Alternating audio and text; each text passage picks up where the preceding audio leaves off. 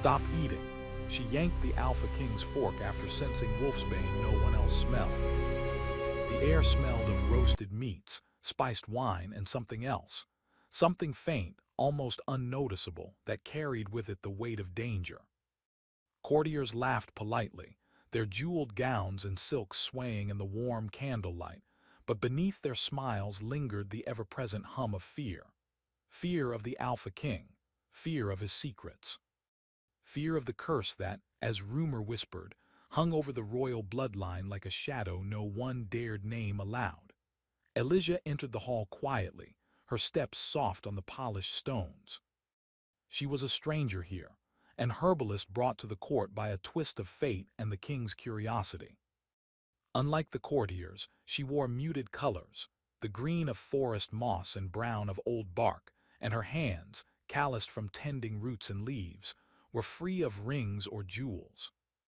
Yet there was something in her presence that drew the eye, something intangible, a kind of stillness that made people notice her even if they did not wish to.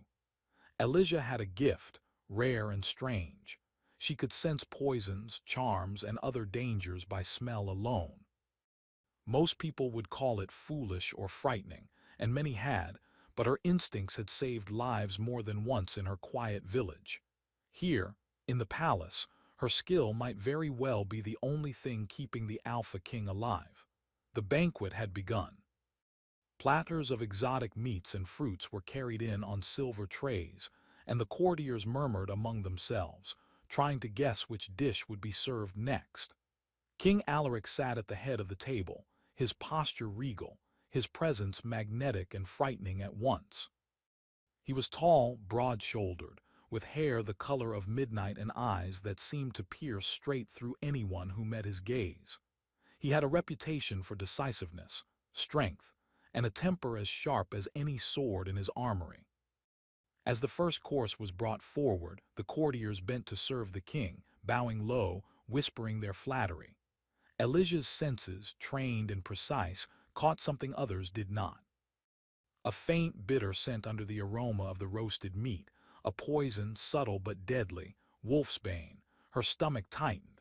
She knew that one bite could end the king's life before the next toast. Time slowed. The laughter of the hall seemed distant. Elijah's gaze fixed on the golden fork hovering above the king's plate. Her instincts screamed. "Stop!" she cried, and without thinking twice, she lunged forward, yanking the fork from King Alaric's hand. A hush fell over the hall. The clatter of silver echoed like a warning bell. Courtiers gasped, and some even stumbled in shock. The king's hand froze midair, his piercing gaze locking on Elijah. For a heartbeat, the entire room held its breath, waiting for the fury that surely would come. Alaric's eyes narrowed, not with anger but with a curious spark, a dangerous intrigue. "You dare," he began, his voice low, controlled, yet vibrating with authority. "I smelled it," Elijah said simply, her voice steady despite the pounding of her heart. "Wolfsbane. It's on your plate, you can't eat it." A ripple of whispers moved through the hall. Poison at the royal table was unthinkable, a treachery punishable by death. Eyes flicked to each other, suspicion and panic mingling in silence. The king studied her as if weighing every word, every breath. Then slowly he leaned back, the faintest of smiles curling on his lips, not amusement but a spark of something dangerous, something magnetic. "You saw it," he said softly. "You are brave or foolish, perhaps both." Elijah held her ground. Fear was there, yes, but it was tempered by certainty. Her senses had never failed her. "It is deadly," she insisted. "Someone wants to harm you. I couldn't let it happen." Alaric's gaze swept the hall, then returned to her. The courtiers, trembling, dared not speak. The tension in the room was thick, almost suffocating. He leaned forward slightly, eyes narrowing thoughtfully. "And no one else noticed this?" "Not a soul," she answered. "Not even the master of the kitchens." "It's subtle, but it's there. Whoever did this, they are skilled and they know the court well." For a moment, Alaric said nothing, his expression unreadable. Then he rose from his chair, the long shadows of his figure stretching across the polished floor. The flickering torches cast a flicker of light across his sharp features. "You may have saved me," he said finally, his tone measured. "But in this hall, saving the king can be as dangerous as harming him." Elijah swallowed but did not bow or retreat. Her own strength steadied her. "I will not be afraid to save a life," she said simply. The king's eyes darkened, thoughtful, and something like a flicker of admiration passed over his features. "Very well," he said. "You have courage. That is rare." But the relief was brief. Even as the king's gaze lingered on her with that unsettling mixture of curiosity and caution, the source of the poison remained a mystery. Someone in this hall, trusted by the court, had dared attempt regicide. The idea sent a chill through the assembled nobles. The courtiers whispered among themselves, throwing nervous glances toward the corners of the hall, toward the servants, toward each other. All masks of politeness hid suspicion and fear, but no one dared speak the words aloud.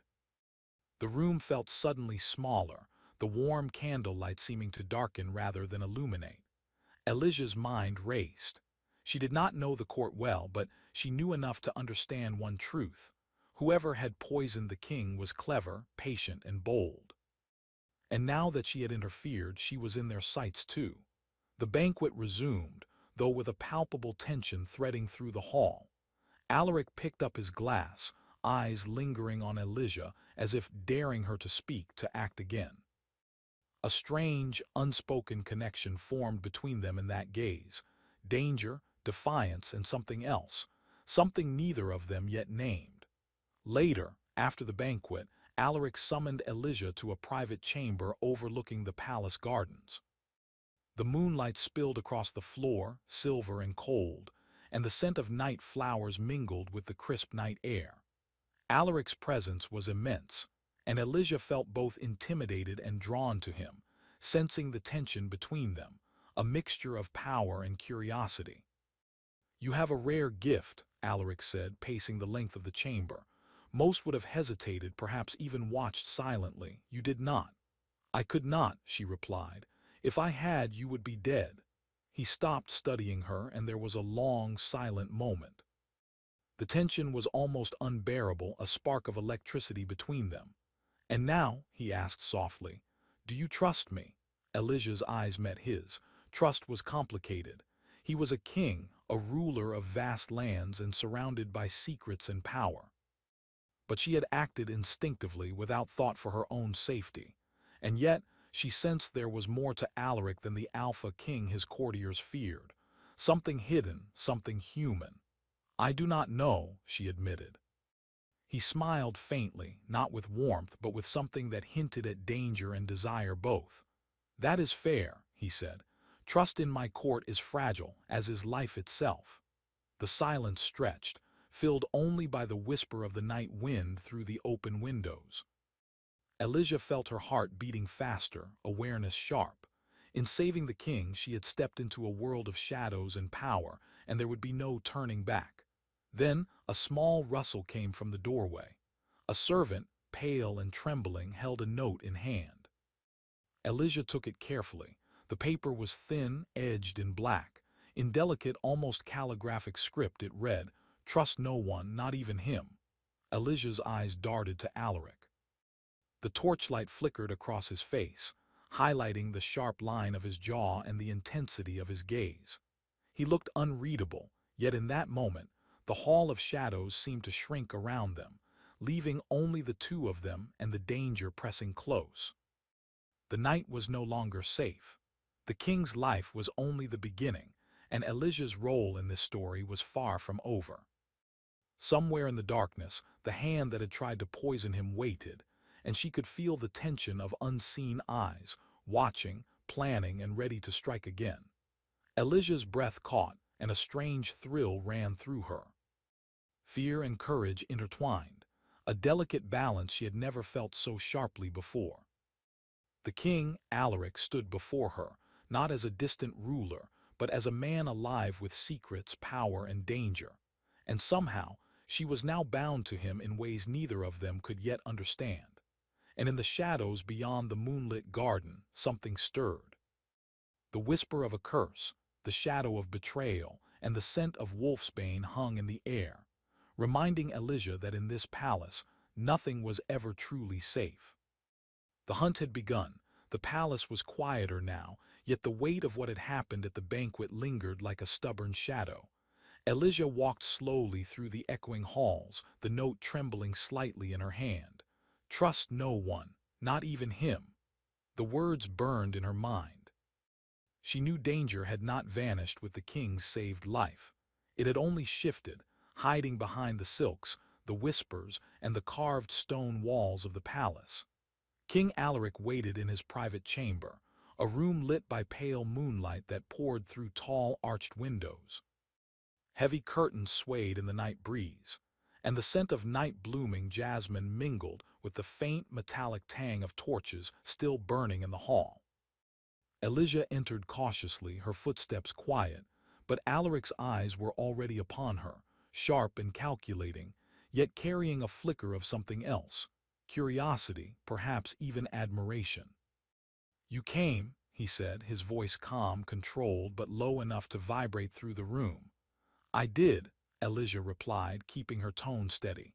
She placed the note carefully on the edge of a carved oak table. "Someone wanted you dead tonight, someone very skilled." Alaric moved to the window, resting a hand on the sill. His silhouette, framed by moonlight, was both commanding and lonely. "Yes," he said slowly, "and they may strike again. That is why I wanted to speak with you. You acted without hesitation tonight, and that is rare, dangerous, but rare." Elijah held her ground. "I did what I had to do. I could not allow you to die." Her eyes met his, steady despite the pounding of her heart. There was something magnetic about him, something that pulled her in even as fear whispered at the edges of her mind. Alaric's gaze softened just slightly, and he gestured to a chair across from him. "Sit. We must discuss this. I need to know, how did you sense it? The poison." Elijah hesitated. Her gift was delicate, personal, and revealing it too fully could make her vulnerable. "I smell what others cannot," she said carefully. "It is not a skill most understand, and it is not always safe to use it here." Alaric leaned back, his expression unreadable. "Not safe, I understand, yet you trusted it enough to act. That is intriguing." His eyes lingered on her face, searching. "You could have been wrong. You could have been killed by the very hand that prepared the poison. Why risk it?" Elijah's gaze did not falter. "Because a life is more valuable than fear." Her words hung in the air, simple yet firm, and Alaric found himself studying her with an intensity he had never felt before. There was a silence then, the kind that carries more weight than words. The palace outside seemed to hold its breath. The moonlight caught the angles of Alaric's face, highlighting the sharpness of his jaw, the darkness of his eyes, and the hidden pain beneath his calm exterior. Finally, he spoke, his voice softer, almost a whisper. "You are unlike anyone I have met, Elijah. Bold, stubborn, fearless in ways I cannot easily understand." Elijah felt a strange warmth at his words, but she did not relax. There was danger here, always danger, and the note's warning pulsed through her mind. Not even him. "I need to understand," Alaric continued, his tone returning to its usual authority, "who you can trust, and whether I can trust you." Elijah looked down at the note, then back at him. "Trust is not simple in a court full of secrets. I will do what I must, but I cannot promise blind loyalty." He smiled faintly, a slow curve of his lips that hinted at amusement and approval. "Very well. That honesty is rare and valuable."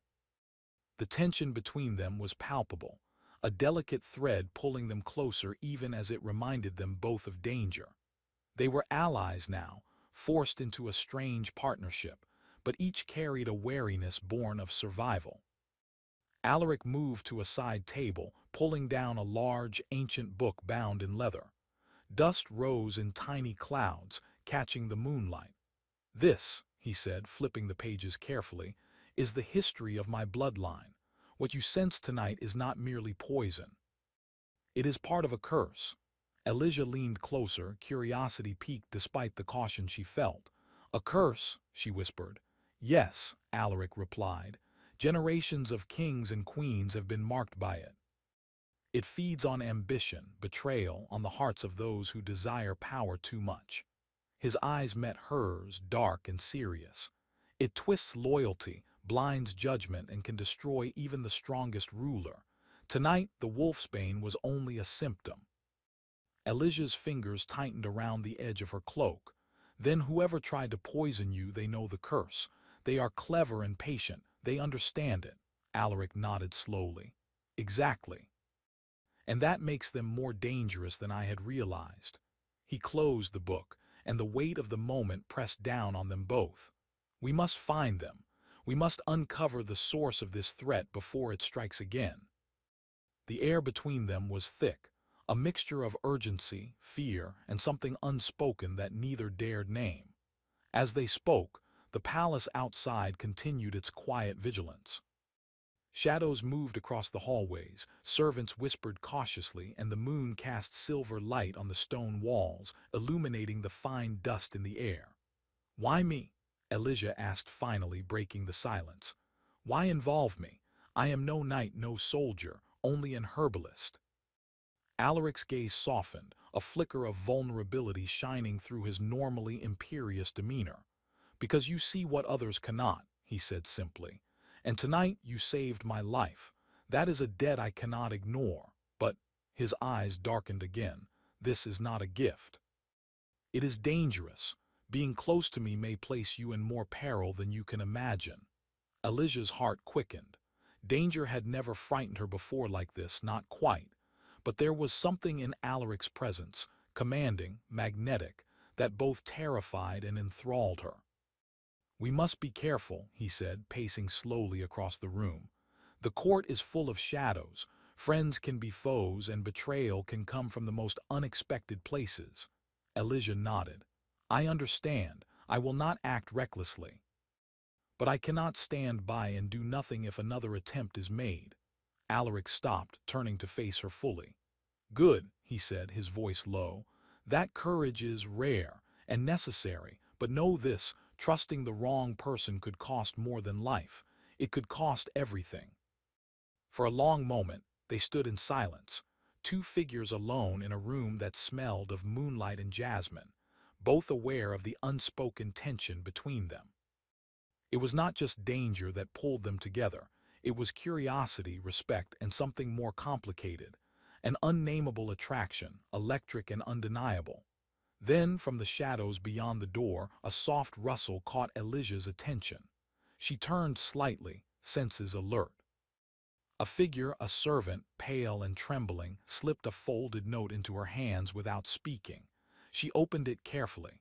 The words, written in delicate script, made her pulse quicken. The poison was only the beginning. Trust no one in this court, not even him. Her eyes flicked to Alaric. The king's expression was calm, controlled, but she sensed the flicker of something deeper in his gaze. He did not reach for the note.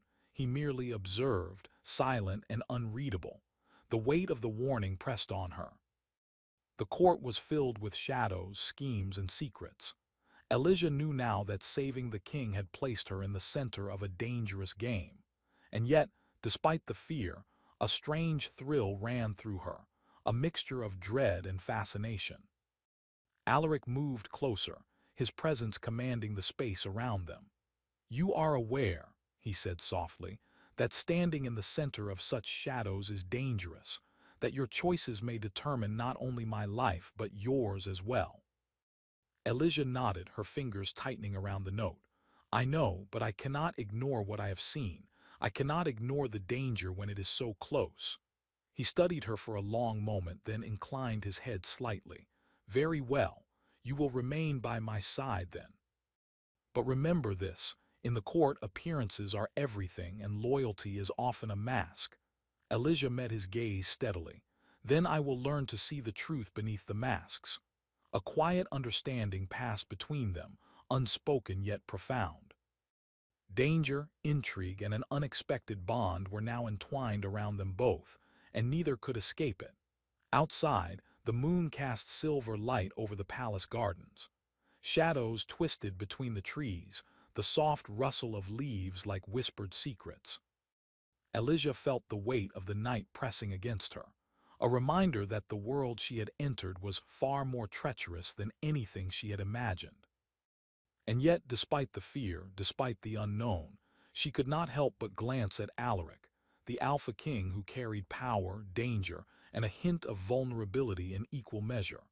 Something told her that the path ahead would demand courage, cunning, and perhaps even trust.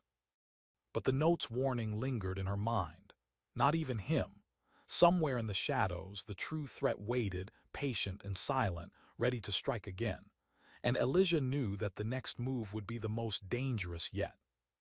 The game of shadows had begun in earnest, and the court, with all its intrigue, power, and hidden magic, would not forgive mistakes. Elijah's pulse raced, the thrill of fear and determination mingling. The Alpha King stood before her, and together they would face the dangers hiding in the dark corners of the palace. But one question remained, echoing like a distant whisper through the halls. Who could they truly trust?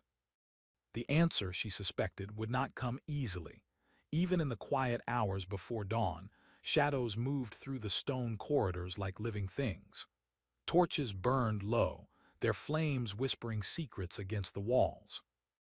Elijah walked beside King Alaric through a narrow passage that few in the court even knew existed. The air was cold here, heavy with age and forgotten history. Neither of them spoke. The warning notes echoed in Elijah's mind. Trust no one, not even him. She wanted to believe Alaric was different, yet belief was dangerous in a court built on deception. Alaric stopped before a hidden door carved into the stone. Ancient symbols were etched across its surface, worn smooth by time. He pressed his palm against the center. The door groaned open, releasing a breath of cold air that smelled of dust, iron, and old magic. This place, he said quietly, was sealed generations ago. Elijah stepped inside, her senses sharp. The scent here was unlike anything she had known. Old sorrow, old power. Something wounded yet alive. The chamber beyond was vast and circular, lit by pale crystals embedded in the walls. At its center stood a stone altar, cracked but unbroken. Chains lay scattered across the floor, rusted with time. Above the altar, carved into the ceiling, was the image of a wolf crowned in fire. Elijah's breath caught. This is where the curse began. Alaric nodded slowly. Yes. He walked toward the altar, his steps heavy. My ancestors believed strength meant control. They bound power they did not understand. They fed it fear, and in return it fed on them. Elijah approached the altar carefully. Her fingers brushed its surface, and a sharp chill ran through her arm. Visions flickered at the edge of her mind, kings crowned in blood, queens whispering betrayals, brothers turning on brothers. The curse is alive, she said softly. Not in body, but in memory. It remembers every act of betrayal. Alaric's jaw tightened. That is why the poison was chosen. Wolfsbane weakens the bond between ruler and beast. Whoever planned this wanted me vulnerable. And desperate, Elijah added. They stood in silence, the weight of history pressing down on them. Why show me this? Elijah asked. Alaric turned to her, his expression stripped of command. Because I cannot face it alone, and because the curse reacts to you, it recognizes your gift. Elijah's heart pounded. My gift was never meant for this. Perhaps not, he said, but fate rarely asks permission. A sudden sound echoed through the chamber, a soft clap. Well said, my king. Both of them turned sharply. A figure stepped out from the shadows near the far wall. Tall, cloaked, face half hidden by a silver mask. The voice was familiar. Lord Kalen, Alaric said slowly. My uncle. Elijah felt a chill run through her. The scent of danger surged. Wolfsbane lingered faintly in the air around him. You should not be here, Alaric continued. Kalen chuckled. On the contrary, this place belongs to my blood as much as yours. Elijah stepped slightly in front of Alaric without thinking. Her instincts screamed. Kalen's masked gaze fixed on her. Ah, the little seer, the one who ruined everything. Alaric's voice hardened. You poisoned my food. Yes, Kalen said calmly, and I would do it again. The crown was never meant for you. The curse destroys everyone who seeks it, Alaric said. You know that. Kaelin's laughter echoed coldly. It destroys the weak. I intend to command it. Elijah shook her head. You cannot control what feeds on betrayal. Kaelin stepped closer. You misunderstand, girl. Betrayal is my strength. With a sharp motion, he raised his hand. The crystals in the walls flared violently. The ground trembled. Chains on the floor began to move. The curse had awakened. Dark energy surged toward the altar, swirling like smoke. Elijah felt it claw at her senses, trying to overwhelm her. She staggered, but Alaric caught her arm, steadying her. Stay with me, he said urgently. Elijah closed her eyes and focused on scent, on truth. Beneath the chaos, she found the core of the curse: pain, loneliness, rage born from abandonment. It is bound by grief, she whispered. Not hatred, Kaelin snarled. Silence! The chains lashed out, wrapping around the altar. The wolf carving above cracked, fragments falling like tears of stone. The ritual must begin now, Alaric said, or it will consume everything. Elijah looked at him, fear and determination colliding. If we do this, there is no turning back. I know. They moved together, standing before the altar. Alaric placed his hand on the stone. Elijah placed hers beside his. The chamber pulsed. Elijah spoke softly, words not learned but remembered. She spoke of release, of forgiveness, of strength without domination. The curse resisted, roaring in silence. Kaelin lunged forward. No, the energy surged wildly. A blast of force threw Elijah backward. She hit the stone floor hard, breath knocked from her lungs. Elijah, Alaric shouted. Kaelin seized the moment, drawing a hidden blade. He moved fast, desperate. Alaric stepped between him and Elijah. Steel flashed. Alaric cried out as the blade struck his side. Time slowed. Elijah screamed his name, scrambling toward him. Blood stained his tunic, dark against the stone. Kaelin backed away, breathing hard. It had to be done, he said. The crown demands sacrifice. The curse howled, unstable, furious. Elijah knelt beside Alaric, pressing her hands to his wound. Her gift surged beyond control. She smelled fear, pain, regret, and something else. Love not spoken, not claimed. But real. You cannot leave, she whispered. Not like this. Alaric smiled weakly. You were right about the cost. Tears blurred her vision, but she did not stop. She focused on the scent of life, pulling it back, refusing to let it fade. The curse reacted violently. Chains shattered. Light and darkness collided. Kaelin screamed as the force turned on him, dragging him toward the altar. No, he cried. I am the rightful. The curse wrapped around him, silencing his words. With a final surge, the energy collapsed inward. Silence fell. The chamber stood broken, cracked, but still. Kaelin was gone. The altar lay in ruins. Elijah collapsed beside Alaric, exhausted, trembling. He still breathed, but barely. Footsteps echoed from above. Guards shouted in the distance. Elijah cradled Alaric's head, tears falling freely now. Stay, she begged. Please. Alaric's eyes fluttered open. You broke it, he whispered. The curse feels quieter. But not gone, she said. No, he agreed faintly. And neither is the danger. His hand tightened weakly around hers. That was when Elijah felt it. A new scent, not poison, not betrayal, but something ancient shifting. Outside, a long howl echoed through the palace walls, deep, powerful, and unanswered. Elijah looked up, fear tightening her chest. The curse was wounded, not destroyed, and it was changing. Dawn came slowly over the palace, as if the sun itself hesitated to witness what had been broken during the night. The great halls, once full of whispers and schemes, were silent now. Guards stood watch with tired eyes. Servants moved carefully, speaking only in murmurs. News had spread quickly. The king had been wounded, a traitor revealed, and ancient magic awakened beneath the crown. Elijah had not left Alaric's side. He lay in his private chamber, pale but breathing, wrapped in clean linens. The wound at his side had been treated by healers, yet they did not understand how he still lived. They whispered of strength, of luck, of fate. Elijah knew the truth was deeper. She sat beside his bed, exhaustion weighing heavily on her body. Her hand still trembled faintly from the ritual, from the force she had felt tearing through the chamber. The curse was quieter now, but not gone. It lingered like a wounded shadow. Alaric stirred. Elijah leaned forward instantly. "You're awake." His eyes opened slowly, dark and tired, yet clearer than before. When he saw her, a faint, honest smile touched his lips.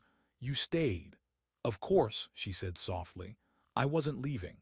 He tried to sit up, then stopped with a sharp breath. She gently pressed a hand to his shoulder. "Don't," he obeyed, studying her face. "The curse, it feels different." "Yes," Elijah said. "It's weakened, but it's watching, waiting." Alaric exhaled slowly. "Then it is like the crown itself." They shared a quiet moment, the weight of everything unspoken resting between them. Outside the window, the palace gardens glowed with early light, dew clinging to leaves like silver tears. Later that morning, the council gathered. The nobles stood in a wide circle, their confidence shaken. No one argued when Alaric entered, supported by Elijah. His steps were slower, but his presence remained powerful. Yet something had changed. He no longer ruled by fear alone. "The traitor is gone," Alaric said, his voice calm but steady. "But the curse remains. It was fed by our choices, and it will end only when we change those choices." Murmurs rippled through the hall. "One ruler cannot carry this alone," he continued. "The crown has demanded control for generations. That ends now." Elijah felt every eye turn toward her. Alaric reached for her hand openly. Gasps followed. "This woman saved my life," he said. "She faced the curse without armor or title. She reminded me that strength without mercy is weakness." A noble stepped forward. "You would trust an outsider with the fate of the kingdom." Alaric's gaze sharpened. "I would trust truth over tradition." Silence followed. That night, Elijah returned to the chamber beneath the palace alone. She stood before the broken altar, the air heavy but calm. The wolf carving above was cracked, its fierce expression softened by time and damage. The curse lingered like a low hum beneath her skin. "I know you're still here," she whispered. The air stirred. A presence answered, not with rage but with sorrow. "You were bound by fear," she said gently, "but fear does not have to rule." She placed her palm against the stone. Memories flowed, not violent visions, but quieter ones. Lonely kings, queens who loved too deeply. Power used to hide pain. Elijah spoke words of release, not command. She did not try to control the curse. She acknowledged it. For the first time in centuries, it listened. The presence retreated, not destroyed, but changed. No longer a chain, no longer a weapon, a choice. When Elijah returned to the surface, the air felt lighter. Days passed. Alaric healed slowly. The court adjusted to a new rhythm. Decisions were shared. Justice became careful, not cruel. Fear lost its grip. One evening, Alaric stood on the palace balcony, watching the forest beyond the walls. The wolves had been silent since the night of the ritual. Elijah joined him. "You should rest," she said. "So should you," he replied. They stood side by side, comfortable in the quiet. "I was raised to believe a king must stand alone," Alaric said. "That love was a weakness." Elijah looked at him. "And now I know better." He turned to her fully. "The curse did not choose blood, it chose intention. It reacted when I stopped trying to control it." She nodded. "Power that listens becomes something else." "Hope," he said softly. Their eyes met. The air between them was charged, not with danger now, but with truth. "I don't know what place I have here," Elijah admitted. "I never wanted a crown or a court." Alaric smiled gently. "Then don't take either, stay because you choose to."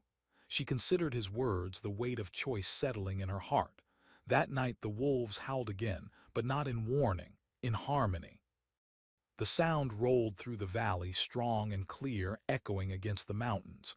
The people listened from their windows, not in fear, but in awe. Elijah felt it then. The curse was no longer a threat. It had become a guardian. Seasons turned. The kingdom changed. Alaric ruled with patience. Elijah walked freely between palace and forest, between crown and soil. She remained an herbalist, a seer, and something more, a bridge. They did not rush what grew between them. There was no need. Some bonds were not forged in fire, but in survival. One morning, as the first snow dusted the palace towers, Alaric stood before the council once more. "The crown does not command the land," he said. "It serves it." Elijah watched from the edge of the hall, pride and quiet joy warming her chest. Later they walked beyond the palace walls together into the forest where the curse had first been born. Alaric removed the circlet from his head and placed it on a stone. "For now," he said. Elijah looked at him.